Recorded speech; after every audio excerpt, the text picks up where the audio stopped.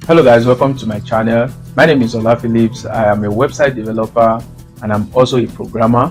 I code using PHP, HTML, CSS, and I use Laravel as my PHP framework. I also use WordPress as my content management system. So in this video, I'm going to be discussing reason why you should be a blogger as a tech person.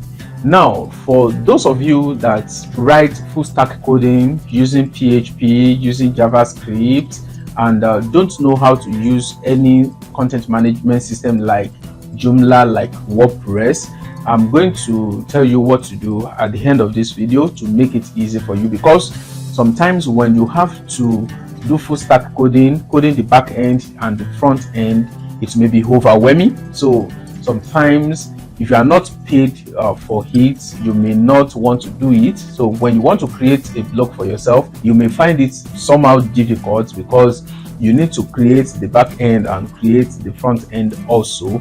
But what if you are introduced to a content management system that can make life easy for you, and learning this skill can actually make your service provision to your client a easier one? Because as a Nigerian, sometimes you have clients who need your service, but they don't want to pay much.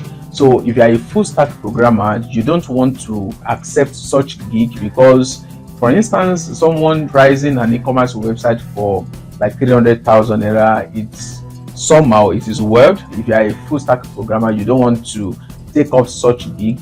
But if you know a content management system that you can use like WordPress or Joomla, and you have a free time to do such, you can easily accept such gig and do it within 2-3 days and you are done. Okay, so at the end of this video, I'm going to tell you what to do in that aspect. So let's take care of this first, why you should be a blogger as a tech person. So the first one is that it establishes you as an expert. By sharing your knowledge and experiences, you demonstrate your expertise in specific programming area. If you are a blogger and you have to blog about your daily experience, of course this will enable you to create a community where people can follow you, and dishing out your daily experience on your blog has already portrayed to your followers that you are an expert in that field. So you don't need to exert much energy trying to sell yourself to people. You already have a platform where you attract people to yourself, and you have the opportunity of selling yourself to people on a daily basis.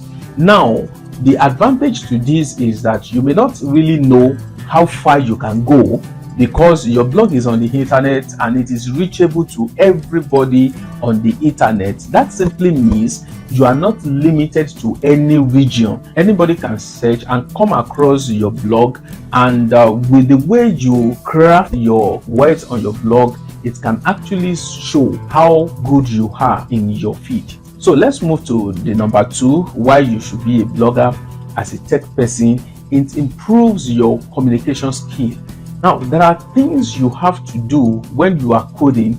Sometimes coding could be overwhelming, and when you have to fix a bug, the bug can get you stuck for a while. It can get you stuck for days.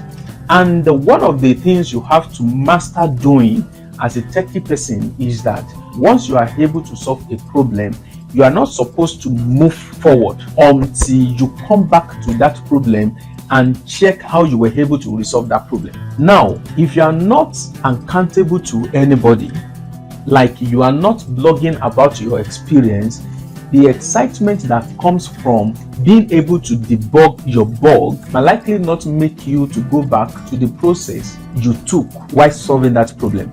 But if you have to blog about it, it is very much certain that you want to revisit the process you took while trying to solve that particular problem, because in your blog post you have to be detailed. Now, this gives you a sense of accountability, that you are accountable to a community. Therefore, you want to take note of everything you do on a daily basis as a techie person. So take note of this. As number 2, it improves your communication skill. Then the number 3, it enhances your problem solving skill. this is similar to number 2. I've already mentioned this in number 2. It improves your problem solving skill.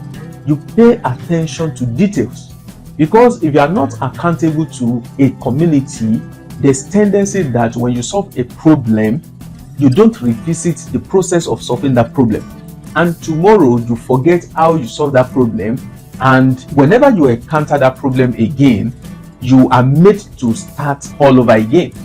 Let's go to number 4. It increases your visibility and networking opportunity. If you are a techie person, to be precise, a programmer, you will agree with me that it is not easy to code alone. If you want to go fast, you go alone, but if you want to go far, you go with people of like mind. So as a programmer, you are not supposed to be alone. You are supposed to build a network of people that will encourage you on a daily basis, because you will agree with me that sometimes it could be overwhelming. Coding could be overwhelming, and sometimes it has effect on your mental stability. So you need people of like mind around you. So you can never tell the number or the wide audience your blog post will reach. So with that, you can build a network of people of like mind. The number 5th on my list is that it improves documentation and knowledge sharing. But let me emphasize on the documentation. When you are starting your programming journey, there are some things you will learn as a baby programmer, as a beginner. There are some things you will learn. There are some things you will pay so much attention to. But as you are growing in the journey, you stop to pay attention to those things. Now, let's take for instance that you are a front-end programmer. If I may ask you, when last did you study HTML? When last did you study CSS? Now, you are focusing on framework that enables you to get things done, but you likely might have forgotten the elementary. But if you blog about tech, it gives you this idea that you have a community to brew. And don't forget that by the time you start blogging, people will be reacting to your posts. They will ask you questions in the comments that you have to respond to. And sometimes those questions may take you back to the beginning where you started your programming journey from. And this will remind you of some things that you have forgotten. Now listen, you have to understand that sometimes there are professors who cannot understand primary 2 questions, just the way primary 2 questions will not understand a PhD level question. So when you start your programming journey, there are some things that you have learned, but you have forgotten them because you are now at the higher level. But when you blog, questions from your blog can easily bring you back to those things. Now let's move to the last point. It enables you to build your personal brand. Similar to what I have said earlier, if you are a blogger who dishes out knowledgeable things about tech, about coding, or whichever area you find yourself in tech, this has already portrayed you to be an expert in that field, and it is an opportunity already to sell yourself to potential employer. So with this, if you have a brand to build, even if you want to sell something, it will be easier for you to sell, because at this point in time, you have built a community of potential buyers, and you have built a community who is looking up to you, and you have already built a level of trust. So they can trust in your product, they can trust in your brand, they can trust in you. And don't forget that you are the real brand. So as I promised at the beginning of this video, so if you want to start blogging and you feel overwhelming creating your blog with full stack, I have a course on this channel. It is a step-by-step tutorial on how to use WordPress to create a blog. The video is not overwhelming. I broke it into episodes.